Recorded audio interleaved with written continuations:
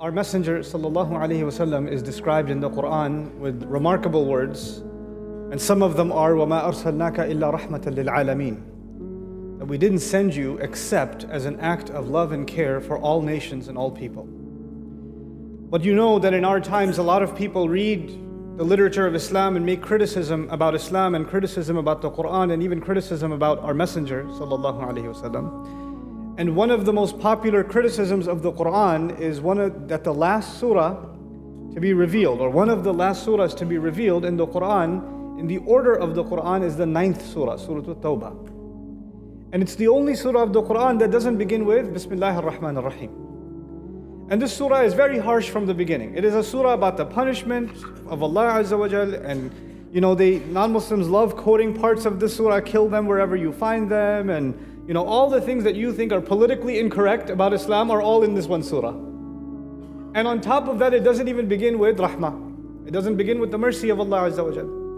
And on top of all of that, it's one of the last surahs revealed, so it gives the impression that, okay, fine, you people say your messenger was this mercy. We say sallallahu alayhi wasallam, they don't say it. Your messenger was this mercy, but how come the last surah that was given to him is so violent? This seems to be the final policy of Islam. Just fight and kill and fight and kill. That's what it seems like. And how do you even respond to that? So a lot of times Muslims who have love and reverence for the Messenger of Allah sallallahu alaihi wasallam don't know how to respond to these kinds of things. And I want to dedicate the few minutes we have today to help you understand this surah of the Quran, some things about this surah, and how this surah is actually an explanation of the love and mercy of the Messenger of Allah sallallahu alaihi wasallam. So I started by saying that this surah came without the Bismillah. There's no Bismillah ar-Rahman ar-Rahim. And that's very clear an indication from Allah that this surah will not have Allah's mercy in it. This surah will not have Allah's kindness and softness and gentleness in it. And every other surah of the Quran does. As a matter of fact, Umar bin al-Khattab radiallahu anhu said about this surah came, you know how the swords have a cover, the sheath? This surah came with the sword out of the sheath. That's what he used to say about this surah. So now, let's take a step back. Allah Azza wa Jal didn't just talk about Muhammadur Rasulullah sallallahu alayhi wasallam in the Quran, He's talked about many prophets. And Allah says that the way He sent prophet after prophet after prophet, they all had the same message. Places like Surah Al-Shu'ara, Allah will describe prophets that came at different centuries, in different nations, they spoke different languages, but their message was exactly word for word the same. فَاتَّقُوا اللَّهَ وَأَطِيعُونَ. Have taqwa of Allah and follow me. Salih said the same thing. Nuh, thousands of years ago before him, said the same thing. Shu'aib said the same thing, alayhi salam. Musa alayhi salam said the same thing. They were in different nations, different times, different languages, but they're all saying exactly the same thing. And Allah Azza wa Jal adds in the Quran, وَلَن تَجِدَ لِسُنَّةِ اللَّهِ تَبْدِيلًا. You will not find a change in the way Allah does things. Like we say, the Prophet has a sunnah, sallallahu alayhi wasallam. Allah says even Allah has a sunnah. Even Allah has a way of doing things. And Allah does not change the way He does things. Like it's, how you have a judge, sometimes he judges one way, but next day he's in a different mood, he gives a different kind of verdict. It's not like that with Allah. The way Allah deals with all people is exactly the same. There's no new policies or special policies. So why am I bringing all of this up? Because prophets used to come, and when prophets came, majority of the nations that they came to, the majority of those nations, they rejected the prophets. Most of the time this is what happened. They rejected the messengers of Allah. And when they rejected the messengers, they even sometimes tried to kill those messengers. To not only ridicule them and mock them, but also even try to kill them. But even if they didn't try to kill them, it came to the point that their corruption became so huge and they were refusing to accept the message of Allah, that Allah would tell people like Hud alayhi salam, Salih alayhi salam, Shu'aib alayhi salam, Lut alayhi salam, it's time to go. These people are beyond hope. Their da'wah has been given to them. The message has been explained in the best possible way to them. Every opportunity for them to understand in theory and in practice has been made clear, and they still want to reject. Allah knows what is inside the hearts. Allah tells the prophets, these people have no possibility of accepting Islam in their hearts left. And at that point, Allah decides that those nations, because they have no good left in them, they should be destroyed. So you find in the Quran, the nation of Nuh gets destroyed. The nation of Lut gets destroyed. The nation of Salih gets destroyed. The nation of Shu'aib gets destroyed. Fir'aun gets destroyed. The nation that Musa alayhi salam came to gets destroyed. Nation after nation after nation, when they reject the messenger of Allah, who is among them, when they do that beyond the point of no return, then the only thing that Allah does with them, not only punishment in the next life, Allah gives them punishment in this life before the next life. That's the sunnah of Allah. The final messenger of Allah is Muhammadur Rasulullah sallallahu alaihi wasallam. And he first and foremost came to a town in Arabia, Makkah, to a people whose name is Quraysh.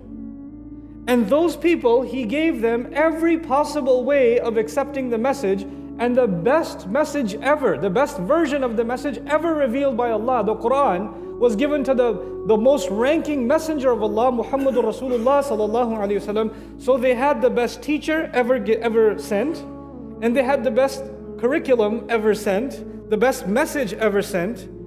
And he was also from among them, min anfusikum, he was from within you, meaning he wasn't some foreigner that they can't understand. He was someone they could relate to, they understood, they respected. So they had every opportunity to accept Allah's message, and Allah gave them one surah, and another surah, and another surah, and another surah, and they rejected, and they rejected, and they rejected, and they rejected.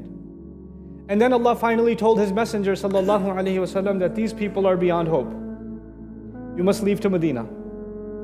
So the Messenger sallallahu alaihi wasallam leaves the people of Quraysh. And then Allah makes them taste small punishments. This is also a sunnah of Allah. وَلَنُذِيقَنَّهُمُ الْعَذَابَ الْأَدْنَى دُونَ الْعَذَابِ الْأَكْبَرِ. We will make them taste the smallest punishments before we make them taste the big punishments. So Allah made them taste Badr. He gave them some taste in Uhud. He made them taste Ahzab. When the Prophet ﷺ battled with the people of Makkah, that was actually Allah's punishment on them also. One after the other after the other. But still, even after these small signs, they still didn't humble themselves. They still did not believe. And finally, Allah Azza wa Jal gave the Messenger of Allah sallallahu alaihi wasallam victory over Quraysh. But now let's compare. This is the important part now. This is where you understand the mercy of the Messenger of Allah sallallahu alaihi wasallam. You know, when Nuh alayhi salam used to tell his people a flood is coming, I'm building this ark, I'm building this giant boat, this ship, you better get on board if you believe in Allah. That's why I'm building it. They made fun of him. They would come and they would bring their children to laugh at him. And he's putting these planks and these pieces of wood together for months and years, and they would come and they would ridicule him. Then it started raining. They're still laughing at him. This man thinks this rain is going to turn into an ocean. Silly man. Believers get on the ark. They're still not taking him seriously. But as the water starts rising, then they say, this ship isn't going to work. This old man built this ship. We call him alayhi salam. They didn't respect him. You know, Quran describes how much they insulted him actually. So when they made fun of him, they said, this ark isn't going to survive. We'll just climb up on the mountains. The mountains are way safer than this ship of his. It's going to sink. And that's actually what his son said too. Awi ila al-jabal ya'simuni min al-ma. I'll go find refuge in the mountain. It'll protect me from the water. I'm not getting on this boat for you. But then the water keeps rising and rising and rising until even the mountains are flooding. Even the mountains are going under the water. And at that point, Allah did not press the pause button and say, hey, now you want to take Islam seriously? No, once the water reaches here, it keeps on going, doesn't it? And at that point, when the water reaches here, people say, okay, fine. I'll accept, I'll believe. This is exactly what Fir'aun did. When Fir'aun followed Musa alayhi salam in the water, and his army drowned first. The old man, he was an old man, his entire army drowned, and he was the only one left. And as the water starts getting to his throat, he says, Amantu billadhi amanat bihi banu Israel. And bi'annahu la ilaha illa alladhi amanat bihi banu Israel. I believe in the same one these people of Israel believe in. Fine. La ilaha illallah. Fine.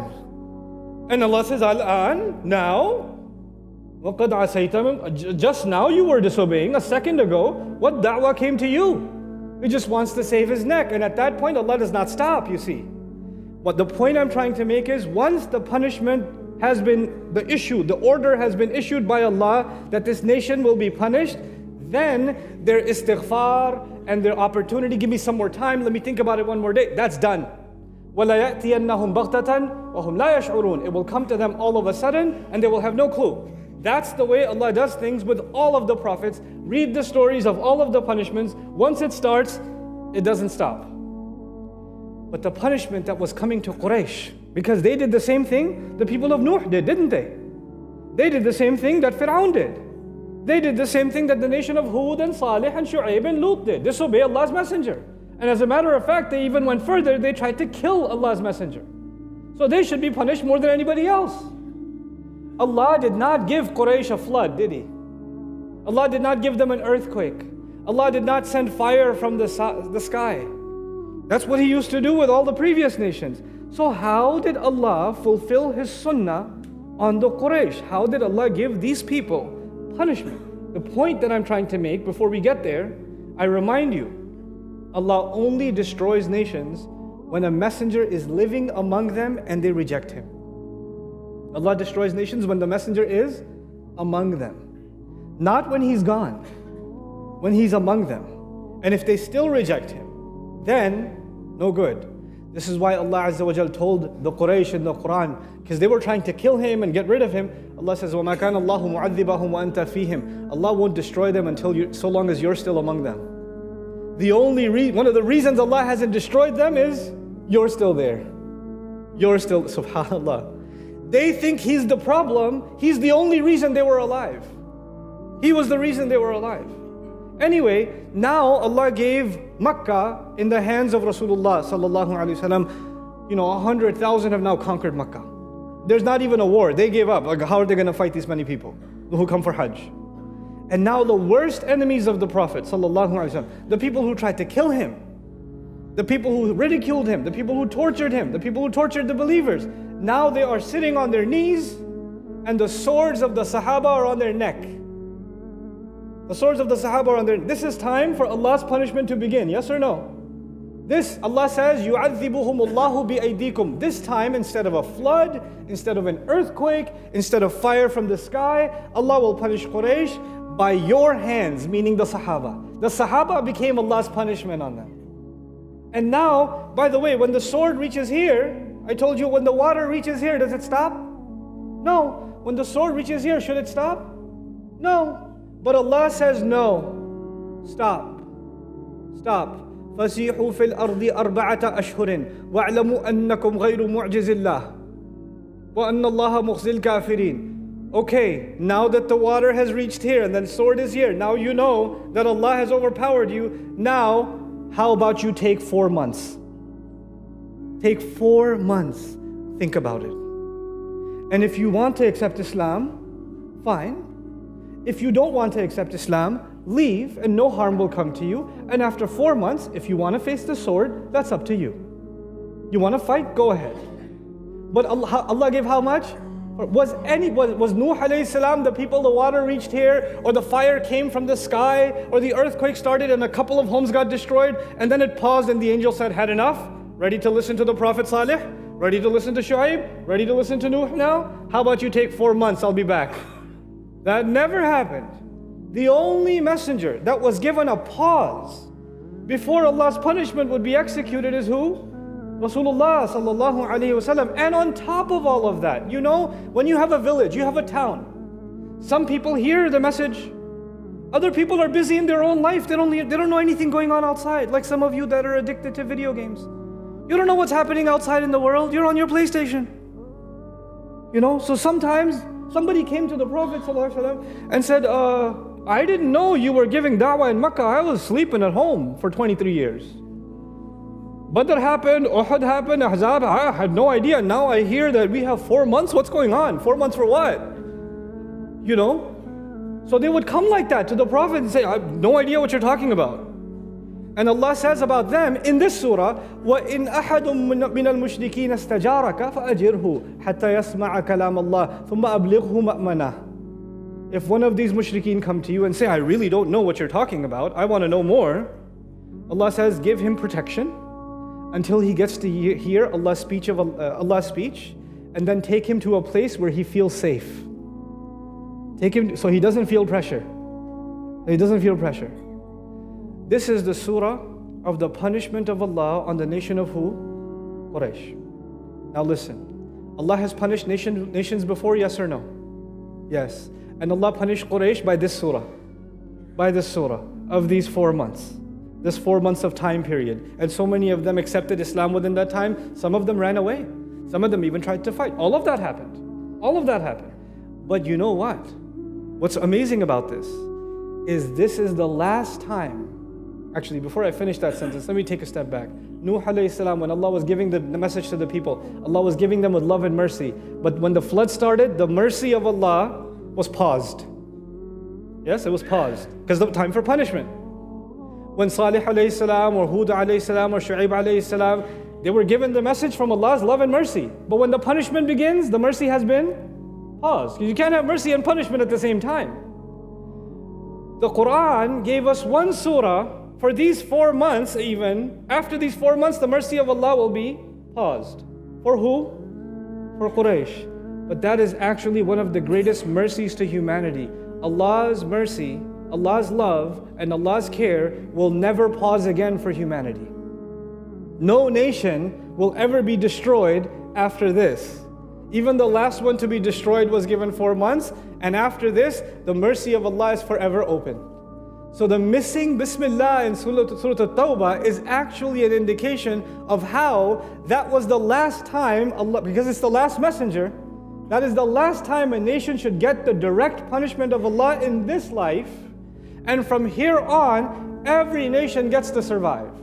No nation gets wiped off of the face of the earth because they disobeyed Allah. That will not happen again. That is a rahmah, that is an act of love and an act of care that Allah granted as an award to Muhammadur Rasulullah sallallahu alayhi wasallam. No other messenger received this. And then, finally, this surah did not begin with Bismillah ar-Rahman ar-Rahim, yes? And I recited to you an ayah that belongs to the conclusion of this surah. لَقَدْ جَاءَكُمْ رَسُولٌ مِّنْ أَنفُسِكُمْ. A messenger has come to you from within your own selves. عَزِيزٌ عَلَيْهِ مَا عَنِتُّمْ. Anything that harms you, he finds it very difficult for himself. He has so much empathy for you. Allah Azza wa Jal describes in His Quran that even when He came back, Allah wants to punish them after 4 months, yes? But Rasulullah came back sallallahu alaihi wasallam and said, "La tathriba alaykumul yawm." No harm will come on you today. He wanted to forgive. Allah wants to punish and complete His sunnah, and Muhammadur Rasulullah sallallahu alaihi wasallam says anything that harms you is difficult for Him. Harisun alaykum. He wants to hold on to you and protect you at all cost. He was protective of His people, even the ones that tried to kill Him. Even the ones that tried to kill Him. You know, just a few years before then, when he was at Hudaybiyah sallallahu alayhi wasallam to try to make Hajj, no weapons, no intention for war, the Quraysh sent 80 people with masks on their faces to try to kill the Messenger of Allah sallallahu alayhi wasallam. 80 assassins. And the Muslims were able to defeat those 80 assassins, disarm them, not kill any of them. They disarmed them, took their weapons, and then took their masks off. And now we know who they are. They were from Quraysh. And then what the Messenger sent them back. He sent them back. And he said, what's wrong with Quraysh? Why are they so obsessed with war? Rasulullah, after 3 wars with them, this is what Rasulullah thinks of Quraysh. This is what he thinks of them. And so Allah says, now listen to this, بِالْمُؤْمِنِينَ رَؤُوفٌ رَحِيمٌ. When it comes to those who come to the faith, especially the Messenger sallallahu alaihi wasallam is compassionate, empathetic. He knows how they feel. He sympathizes with them. He empathizes with them. And He is loving and caring, Rahim to them. The surah that did not begin with the rahmah of Allah ends with the rahmah of Rasulullah sallallahu alaihi wasallam. Can you imagine? Can you imagine? This, people don't study Quran. People don't أَفَلَا يَتَدَبَّرُونَ الْقُرْآنِ. Why don't they contemplate the Quran? You know, as a shallow read, when people just say, oh, it doesn't even begin with Bismillah. There's so much war in the Quran. There's so much fighting in the Quran. You don't even know what you're talking about.